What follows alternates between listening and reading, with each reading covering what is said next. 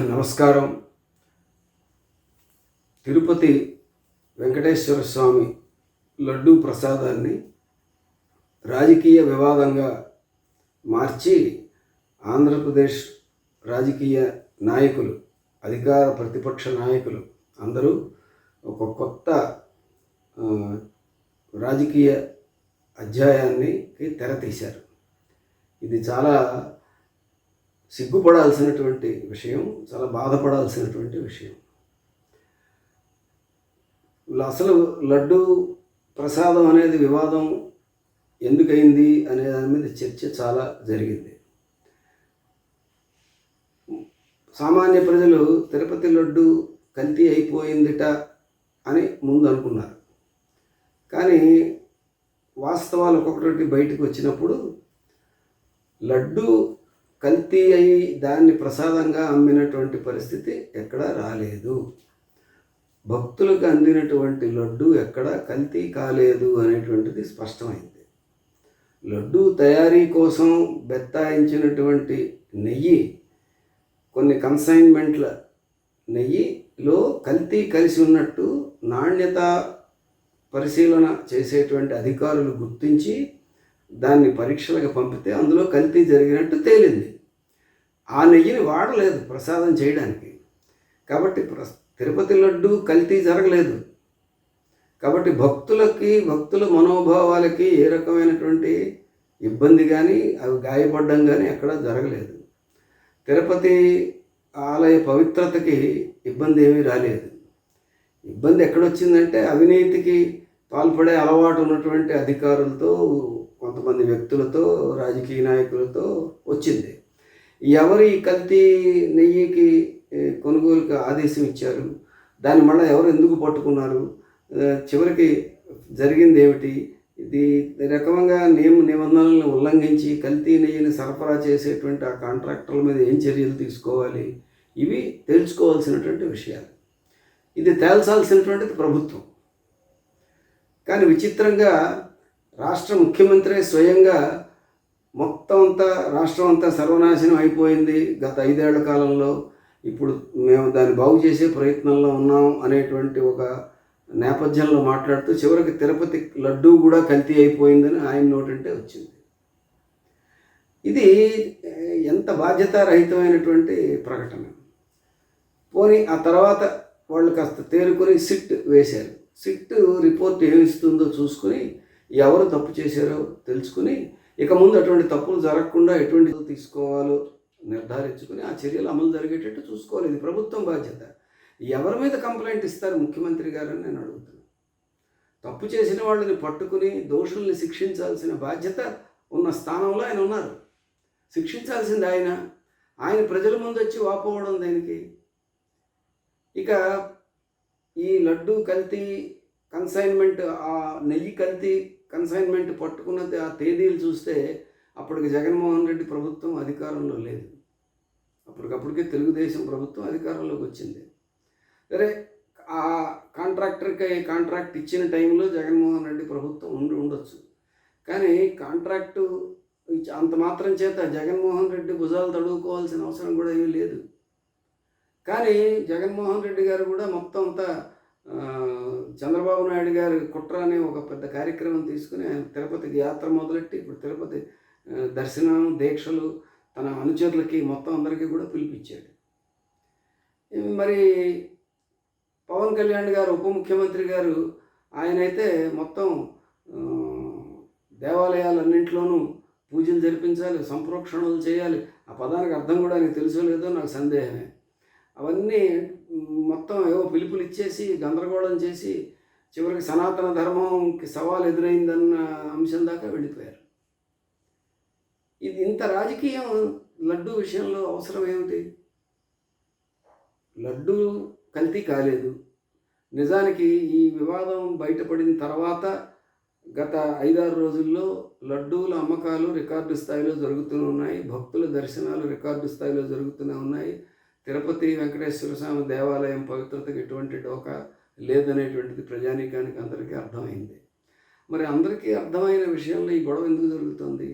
వీళ్ళందరినీ మించిపోయి దేశం మొత్తం మీద కుదిరిన చోటల్లా రంకెలేసే కార్యక్రమంలో బీజేపీ, ఆర్ఎస్ఎస్, హిందుత్వ శక్తులు ఎందుకు రెచ్చిపోయి విజృంభిస్తున్నాయి? ఇది సామాన్య ప్రజలకి అర్థం కావడం లేదు. ఏమిటి పనికిమాలిన రాజకీయం ఎందుకు ఇలా నడుస్తుంది? మా మనోభావాలు, మా నమ్మకాలు, మా విశ్వాసాలు మాకు అవి ఎలా కాపాడుకోవాలో మాకు తెలుసును. వీళ్ళు చేస్తున్న ఈ రాజకీయం ఏమిటి అని ప్రజలు విస్తుపోతున్నారు. ఇప్పటికే చాలామంది సదుద్దేశం కలిగినటువంటి పెద్దలు, విశ్లేషకులు వీళ్ళందరూ కూడా ఈ రాజకీయ పార్టీలన్నింటికీ సలహాలు ఇచ్చారు. మీరు తిరుపతి లడ్డు ప్రసాదాన్ని రాజకీయం చేయకండి అని చెప్పారు. అలాగే పెద్ద పెద్ద పత్రికలు, ప్రతిష్ట కలిగిన పత్రికలన్నీ కూడా శుతిమెత్తగాను, గట్టిగాను, ఘాటుగాను కూడా వాళ్ళు కూడా విమర్శించారు. కానీ ఈ బాపత్ ఎవరు ఆగట్లేదు. బీజేపీ, పవన్ కళ్యాణ్, చంద్రబాబు నాయుడు, జగన్మోహన్ రెడ్డి ఎవరూ ఆగట్లేదు. ఒకళ్ళని మించి ఒకళ్ళు భక్తుల మనోభావాలు కాపాడాలనే ఒక తాపత్రయం నటిస్తున్నారు. భక్తుల మనోభావాల గురించి భక్తులకి తెలుసును. వాళ్ళు ఎలా కాపాడుకుంటున్నారు, వాళ్ళు కాపాడుకున్నారు, వాళ్ళు దేవుడిని దర్శించుకుంటున్నారు, వాళ్ళ ప్రసాదాలు కొనుక్కుంటున్నారు, పట్టుకుపోతున్నారు, వాళ్ళకి బాగానే ఉన్నారు. వీళ్ళదే హడావిడి ఎక్కువగా ఉంది. ఇది ఎందుకు ఇలా జరుగుతుంది అనేటువంటిది గమనించాలి. ఒకటి తెలిసి వీళ్ళు రాజకీయాలు ఆడుతున్నప్పుడు వాళ్ళకి విజ్ఞప్తులు చేయడం కంటే వాళ్ళ ఆట కట్టించగల శక్తి ఉన్న ప్రజానీకానికి విజ్ఞప్తి చేయడమే సరైందని నేను భావిస్తున్నాను. అందుకని మన ప్రజానీకాన్ని నేను కొన్ని విషయాలు వాళ్ళతో పంచుకోవాలని అనుకుంటున్నాను. మొదటిది, ఈ తిరుపతి లడ్డు వివాదం అనేది భక్తికి కానీ నమ్మకానికి సంబంధించింది కాదు. ప్రసాదం అనేటువంటిది భగవంతుడు మనకి ఇచ్చాడు, కరుణించి, లేకపోతే ఆయన దయదాల్లో ఉంది అని భావించి భక్తులు దాన్ని గౌరవంగా స్వీకరిస్తారు. ఆ ప్రసాదం ఏ ప్రసాదమైనా సరే స్వీకరిస్తారు. అక్కడ భక్తుడు, భగవంతుడు వాళ్ళ మధ్య సంబంధం ప్రధానం తప్ప ప్రసాదం దేంతో తయారైంది, ఎంత బాగా తయారైంది అనే దాంతో నిమిత్తం లేదు. ఇది మొదటిది. రెండవది, ప్రసాదానికి కల్తీ కాలేదు. కల్తీ నెయ్యి వచ్చింది అంతే. నాణ్యత వాటికి సంబంధించి అక్కడ ఒక వ్యవస్థ ఉంది కాబట్టి వాళ్ళు పట్టుకున్నారు, కల్తీ జరగకుండా ఆపారు. కాబట్టి ప్రమాదం జరగలేదు. కానీ మొత్తం ప్రమాదం ఏదో జరిగిపోయిందని చెప్తున్నారు. ఇది రాజకీయం. ఈ ప్రమాదానికి ఎవరు కారకులు అని ఒకళ్ళ మీద ఒకళ్ళు బురద చల్లుకునే కార్యక్రమంలో ఉన్నారు. ఇది మరింత రాజకీయం. దీన్ని ఆసరా చేసుకుని మొత్తం సనాతన ధర్మం ఎవరైనా ప్రశ్నిస్తే సవాల్ మేము సహించామనేదాకా పోతున్నారు. ఆ పోయిన వాళ్ళల్లో పవన్ కళ్యాణ్ గారు కూడా ముందున్నారు. ఇది మరీ దారుణమైనటువంటి విషయం. ఇవన్నీ నా అభిప్రాయం ఏమిటంటే, 100 రోజులు పరిపాలన కేంద్రంలోనూ రాష్ట్రంలోనూ పూర్తయిన తర్వాత ఈ 100 రోజుల్లో ఏం సాధించారు అని వాళ్ళు ప్రజలకి చెప్పాలనుకున్నారు. చెప్పుకోవడానికి వాళ్ళ దగ్గర పాయింట్లు లేవు. ఏం సాధించారు? 100 రోజుల్లో ఈ తెలుగుదేశం, జనసేన ప్రభుత్వం, ఇక్కడ ఉన్నటువంటి కూటమి, దీని భుజాల మీద ఆధారపడి కేంద్రంలో మోడీ ప్రభుత్వం ఉన్నప్పుడు ఆ మోడీ ప్రభుత్వం నుంచి రాష్ట్రానికి రావాల్సినటువంటి చెవులు మెలేసి రాబట్టుకోగలిగినటువంటి పరిస్థితిలో ఈ ప్రభుత్వం ఉంది. కానీ ఆ పని ఎందుకు చేయలేకపోయారు? కేంద్రం నుంచి మనకేమి రాలేదే. అదే అమరావతికి ఏదో డబ్బులు వస్తాయని చెప్పింది, అది కూడా అప్పు, వరల్డ్ బ్యాంక్ నుంచి అప్పు ఇప్పిస్తామని చెప్పారు. ఇప్పుడు ఆ అప్పు కూడా ఈ వరదల తర్వాత క్వశ్చన్ మార్క్ పడినట్టుగా కనబడుతుంది. కాబట్టి కేంద్రం నుంచి రాష్ట్రానికి నిధులేవి రాలేదు, విభజన హామీలేవి అమలు కాలేదు, ప్రత్యేక హోదా అన్న పదమే మర్చిపోయినటువంటి పరిస్థితికి తీసుకొస్తున్నారు వీళ్ళందరూ. పవన్ కళ్యాణ్ గారు ఇప్పుడు ఆ బీజేపీని రాజును మించిన రాజభక్తి ప్రదర్శిస్తున్నారు. చేగువేరా డ్రెస్సులు వేసుకుని తిరిగినటువంటి పవన్ కళ్యాణ్ ఈరోజు సనాతన ధర్మం గురించి మాట్లాడడం అంటే ఎక్కడ బయలుదేరి ఎక్కడికి వచ్చారు అనేటువంటిది ఏడవాలో నవ్వాలో తెలియనటువంటి ఒక పరిస్థితి నాకు ఏర్పడుతుంది. ఆయనకి సనాతన ధర్మం అంటే అర్థం తెలిసి మాట్లాడుతున్నారా లేదా అనేది కూడా నాకు సందేహమే. అయితే ఇవన్నీ ఈ పవన్ కళ్యాణ్ కానీ, చంద్రబాబు నాయుడు కానీ, లేకపోతే బీజేపీ కానీ, జగన్మోహన్ రెడ్డి గారు కానీ, వీళ్ళందరూ ఎందుకంత హడావిడి పడుతున్నారు ఈ ఇష్యూ మీద? ఒకటే కారణం, మొత్తం వాళ్ళందరూ నిద్రలేని రాత్రులు గడుపుతున్నారు. ఆ మధ్య బంగ్లాదేశ్లో ఉన్నట్టుండి ప్రధానమంత్రిని దేశం నుంచి పారిపోవాల్సిన పరిస్థితి వచ్చింది. 6 నెలల క్రితం శ్రీలంక అధ్యక్షుడు దేశం విడిచి పారిపోవాల్సి వచ్చింది. మరి తాజాగా శ్రీలంకలో వామపక్ష అభ్యర్థులు అధికారంలోకి వచ్చారు. కొంచెం దూరంగా పశ్చిమాన ఫ్రాన్స్లో పార్లమెంట్ ఎన్నికలు జరిగితే వామపక్ష శక్తులు అక్కడ అధికారంలోకి మెజారిటీ స్థానాల్లో అవి తెచ్చుకున్నాయి. ఇవన్నీ ప్రపంచ పరిణామాలు చూస్తుంటే ప్రజలు ఎన్నికల్లో ఓట్లేసి ఇంతటితో మా పని అయిపోయింది అని అనుకునే దశ దాటిపోయారు. ఓట్లు వేద్దాం, గెలిచినటువంటి వాళ్ళ సంగతి తర్వాత చూద్దాం, వీళ్ళ సంగతి అమితుమి తెలుసుకుందాం అన్న మూడ్లోకి ప్రజలు క్రమంగా ప్రపంచం అంతటా వస్తున్నారు. ఆ భాగం మన ఉపఖండంలో కూడా ఆ వేడి కనబడుతుంది. ఎన్నికల్లో కూడా ఆ వేడి భవిష్యత్తులో కనబడుతుంది. ఎన్నికల అనంతరం కూడా ఆ వేడి కనబడుతుంది. ఎన్నికల్లో గెలిచినంత మాత్రాన మొత్తం వాళ్ళే సర్వం సహా వాళ్ళు ఇష్టం వచ్చినట్టు నడపచ్చు అనుకునే రోజులు పోయి, అందుకని ఈ ప్రభుత్వాలు ఎలా నడపాలి? మరి రికార్డు స్థాయిలో సీట్లు గెలిచి అర్థం ఏమిటి? రెచ్చగొట్టడం కదా. ఒక బాధ్యతగా ఉప ముఖ్యమంత్రి స్థానంలో ఉన్న వ్యక్తి చేయాల్సిన పని అది. ఎంత నాటకం ఆడుతుంటే ముఖ్యమంత్రి సైలెంట్గా ఉన్నాడు, అది ఒక నాటకం కాదా? మీకంటే నేను బాగా నాటకం ఆడతానని చెప్పి తిరుపతికే బయలుదేరిన ప్రతిపక్ష నేత అది నాటకం కాదా? ఈ నాటకాలన్నీ చూస్తూ ప్రజలందరూ సహిస్తూ వీళ్ళ మధ్యనే ఎవరు మెరుగైన వాళ్ళని ఎంచుకోవాలా? మనకు వేరే ప్రత్యామ్నాయాలు దొరకవా? మనకు శక్తి సామర్థ్యాలు లేవా? గతంలో కేంద్రం మెడలు వంచి మనం రాష్ట్రానికి ఉక్కు ఫ్యాక్టరీ రాబట్టుకున్నాం. కేంద్రం మెడలు వంచి ఇక్కడ అక్రమంగా బర్తరఫ్ చేసిన ఎన్టీ రామారావు గారిని తిరిగి ముఖ్యమంత్రిగా నిలబెట్టుకున్నాం. అది ప్రజల బలం, అది పార్టీల బలం కాదు. మళ్ళా ప్రజల బలాన్ని అవసరమైతే చూపించాల్సిన పరిస్థితులు తొందరగా ముంచుకొస్తున్నాయి అనేటువంటిది ఈ లడ్డూ రాజకీయం చుట్టూ జరుగుతున్న పరిణామాలు బట్టి అర్థమవుతోంది. అందుకని రాష్ట్రంలో ఉన్న ప్రజలు రాజ్యాంగం ప్రసాదించినటువంటి కనీసమైనటువంటి కొన్ని మౌలిక విలువల్ని, లౌకికతత్వం, సామాజిక న్యాయం, ఫెడరలిజం, ప్రజాస్వామ్యం, ఇటువంటి హక్కుల్ని వీటన్నింటినీ కాపాడుకునే కార్యక్రమంలో ఈ రాష్ట్రంలో ఉన్న ప్రధాన రాజకీయ పార్టీలుగా ఉన్నటువంటి పాలక ప్రతిపక్ష ప్రధాన పార్టీలు ఘోరంగా విఫలమవుతున్నాయి అనేటువంటిది గమనించాలి. ఖబర్దార్, మీరు ఇటువంటి పిచ్చి వేషాలు వేస్తే మేము మిమ్మల్ని భరించాం, మీరు అధికారంలో ఉన్నా సరే అని కూడా అవసరమైతే చెప్పాల్సినటువంటి రోజులు వచ్చాయి. అటువంటి పరిస్థితుల్లో ప్రజలందరూ కూడా కొత్తగా ఆలోచన చేసి ఈ ప్రజాస్వామ్యాన్ని, రాజ్యాంగ విలువల్ని కాపాడుకుంటూ, ముఖ్యంగా విద్వేషాన్ని రెచ్చగొట్టి ప్రజల మధ్య చిచ్చు పెట్టాలనుకునేటువంటి ఆ రాజకీయాలని మనం నిరాకరించి వాటిని నిరసించి అటువంటి రాజకీయాలని ఏమాత్రం మనం ఎంటర్టైన్ చేయకుండా నిక్కచ్చిగా నిలబడాలని చెప్పి అందరికీ నేను విజ్ఞప్తి చేస్తున్నాను. సెలవు.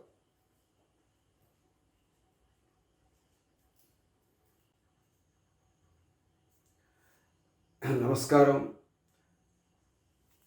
తిరుపతి వెంకటేశ్వర స్వామి లడ్డూ ప్రసాదాన్ని రాజకీయ వివాదంగా మార్చి ఆంధ్రప్రదేశ్ రాజకీయ నాయకులు, అధికార ప్రతిపక్ష నాయకులు అందరూ ఒక కొత్త రాజకీయ అధ్యాయానికి తెరతీశారు. ఇది చాలా సిగ్గుపడాల్సినటువంటి విషయం, చాలా బాధపడాల్సినటువంటి విషయం. అసలు లడ్డూ ప్రసాదం అనేది వివాదం ఎందుకైంది అనే దాని మీద చర్చ చాలా జరిగింది. సామాన్య ప్రజలు తిరుపతి లడ్డు కల్తీ అయిపోయిందిట అని ముందు అనుకున్నారు. కానీ వాస్తవాలు ఒక్కొక్కటి బయటకు వచ్చినప్పుడు లడ్డు కల్తీ అయి దాన్ని ప్రసాదంగా అమ్మినటువంటి పరిస్థితి ఎక్కడా రాలేదు. భక్తులకు అందినటువంటి లడ్డు ఎక్కడ కల్తీ కాలేదు అనేటువంటిది స్పష్టమైంది.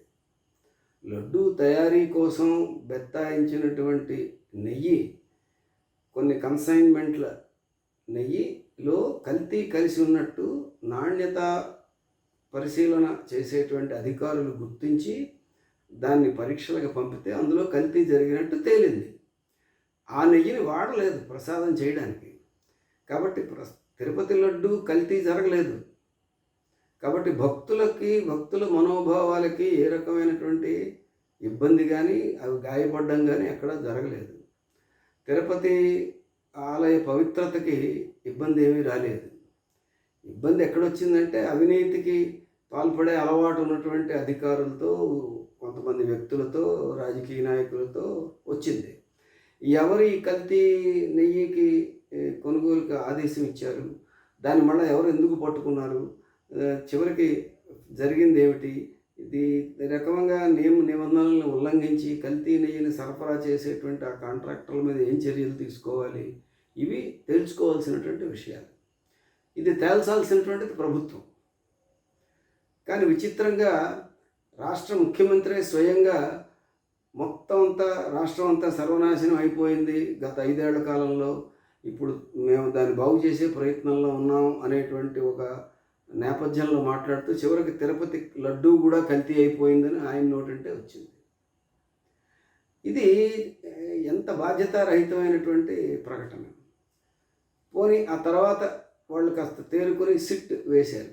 సిట్ రిపోర్ట్ ఏమిస్తుందో చూసుకుని ఎవరు తప్పు చేశారో తెలుసుకుని ఇక ముందు అటువంటి తప్పులు జరగకుండా ఎటువంటి జాగ్రత్తలు తీసుకోవాలో నిర్ధారించుకుని ఆ చర్యలు అమలు జరిగేటట్టు చూసుకోవాలి. ఇది ప్రభుత్వం బాధ్యత. ఎవరి మీద కంప్లైంట్ ఇస్తారు ముఖ్యమంత్రి గారని నేను అడుగుతున్నాను. తప్పు చేసిన వాళ్ళని పట్టుకుని దోషుల్ని శిక్షించాల్సిన బాధ్యత ఉన్న స్థానంలో ఆయన ఉన్నారు. శిక్షించాల్సింది ఆయన ప్రజల ముందు వచ్చి వాపోవడం దేనికి? ఇక ఈ లడ్డు కల్తీ కన్సైన్మెంట్, ఆ నెయ్యి కల్తీ కన్సైన్మెంట్ పట్టుకున్నది ఆ తేదీలు చూస్తే అప్పటికి జగన్మోహన్ రెడ్డి ప్రభుత్వం అధికారంలో లేదు. అప్పటికప్పటికే తెలుగుదేశం ప్రభుత్వం అధికారంలోకి వచ్చింది. సరే, ఆ కాంట్రాక్టర్కి కాంట్రాక్ట్ ఇచ్చిన టైంలో జగన్మోహన్ రెడ్డి ప్రభుత్వం ఉండొచ్చు. కానీ కాంట్రాక్టు అంత మాత్రం చేత జగన్మోహన్ రెడ్డి భుజాలు తడువుకోవాల్సిన అవసరం కూడా ఏమీ లేదు. కానీ జగన్మోహన్ రెడ్డి గారు కూడా మొత్తం అంతా చంద్రబాబు నాయుడు గారి కుట్ర అనే ఒక పెద్ద కార్యక్రమం తీసుకుని ఆయన తిరుపతికి యాత్ర మొదలెట్టి ఇప్పుడు తిరుపతి దర్శనం దీక్షలు తన అనుచరులకి మొత్తం అందరికీ కూడా పిలిపించాడు. మరి పవన్ కళ్యాణ్ గారు ఉప ముఖ్యమంత్రి గారు ఆయనైతే మొత్తం దేవాలయాలన్నింటిలోనూ పూజలు జరిపించాలి, సంప్రోక్షణలు చేయాలి. ఆ పదానికి అర్థం కూడా ఆయనకు తెలుసో లేదో నాకు సందేహమే. అవన్నీ మొత్తం ఏవో పిలుపులు ఇచ్చేసి గందరగోళం చేసి చివరికి సనాతన ధర్మంకి సవాల్ ఎదురైందన్న అంశం దాకా వెళ్ళిపోయారు. ఇది ఇంత రాజకీయం లడ్డూ విషయంలో అవసరం ఏమిటి? లడ్డూ కల్తీ కాలేదు. నిజానికి ఈ వివాదం బయటపడిన తర్వాత గత 5-6 రోజుల్లో లడ్డూల అమ్మకాలు రికార్డు స్థాయిలో జరుగుతూనే ఉన్నాయి. భక్తుల దర్శనాలు రికార్డు స్థాయిలో జరుగుతూనే ఉన్నాయి. తిరుపతి వెంకటేశ్వర స్వామి దేవాలయం పవిత్రతకు ఎటువంటి డోకా లేదనేటువంటిది ప్రజానీకానికి అందరికీ అర్థమైంది. మరి అందరికీ అర్థమైన విషయంలో ఈ గొడవ ఎందుకు జరుగుతుంది? వీళ్ళందరినీ మించిపోయి దేశం మొత్తం మీద కుదిరిన చోటల్లో రంకెలేసే కార్యక్రమంలో బీజేపీ, ఆర్ఎస్ఎస్, హిందుత్వ శక్తులు ఎందుకు రెచ్చిపోయి విజృంభిస్తున్నాయి? ఇది సామాన్య ప్రజలకి అర్థం కావడం లేదు. ఏమిటి పనికిమాలిన రాజకీయం ఎందుకు ఇలా నడుస్తుంది? మా మనోభావాలు, మా నమ్మకాలు, మా విశ్వాసాలు మాకు అవి ఎలా కాపాడుకోవాలో మాకు తెలుసును. వీళ్ళు చేస్తున్న ఈ రాజకీయం ఏమిటి అని ప్రజలు విస్తుపోతున్నారు. ఇప్పటికే చాలామంది సదుద్దేశం కలిగినటువంటి పెద్దలు, విశ్లేషకులు వీళ్ళందరూ కూడా ఈ రాజకీయ పార్టీలన్నింటికీ సలహాలు ఇచ్చారు. మీరు తిరుపతి లడ్డు ప్రసాదాన్ని రాజకీయం చేయకండి అని చెప్పారు. అలాగే పెద్ద పెద్ద పత్రికలు, ప్రతిష్ట కలిగిన పత్రికలన్నీ కూడా శుతిమెత్తగాను, గట్టిగాను, ఘాటుగాను కూడా వాళ్ళు కూడా విమర్శించారు. కానీ ఈ బాపత ఎవరు ఆగట్లేదు. బీజేపీ, పవన్ కళ్యాణ్, చంద్రబాబు నాయుడు, జగన్మోహన్ రెడ్డి ఎవరూ ఆగట్లేదు. ఒకళ్ళని మించి ఒకళ్ళు భక్తుల మనోభావాలు కాపాడాలనే ఒక తాపత్రయం నటిస్తున్నారు. భక్తుల మనోభావాల గురించి భక్తులకి తెలుసును. వాళ్ళు ఎలా కాపాడుకుంటున్నారు, వాళ్ళు కాపాడుకున్నారు, వాళ్ళు దేవుడిని దర్శించుకుంటున్నారు, వాళ్ళ ప్రసాదాలు కొనుక్కుంటున్నారు, పట్టుకుపోతున్నారు, వాళ్ళకి బాగానే ఉన్నారు. వీళ్ళదే హడావిడి ఎక్కువగా ఉంది. ఇది ఎందుకు ఇలా జరుగుతుంది అనేటువంటిది గమనించాలి. ఒకటి తెలిసి వీళ్ళు రాజకీయాలు ఆడుతున్నప్పుడు వాళ్ళకి విజ్ఞప్తులు చేయడం కంటే వాళ్ళ ఆట కట్టించగల శక్తి ఉన్న ప్రజానీకానికి విజ్ఞప్తి చేయడమే సరైందని నేను భావిస్తున్నాను. అందుకని మన ప్రజానీకాన్ని నేను కొన్ని విషయాలు వాళ్ళతో పంచుకోవాలని అనుకుంటున్నాను. మొదటిది, ఈ తిరుపతి లడ్డు వివాదం అనేది భక్తికి కానీ నమ్మకానికి సంబంధించింది కాదు. ప్రసాదం అనేటువంటిది భగవంతుడు మనకి ఇచ్చాడు, కరుణించి, లేకపోతే ఆయన